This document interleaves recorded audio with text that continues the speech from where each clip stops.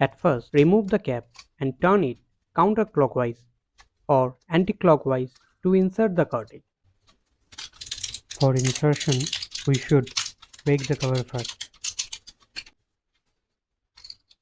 After inserted, rotate it clockwise to fix it.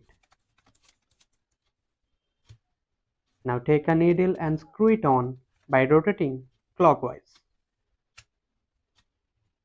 After that, remove the needle cover and pull the dosage knob to adjust the insulin doses.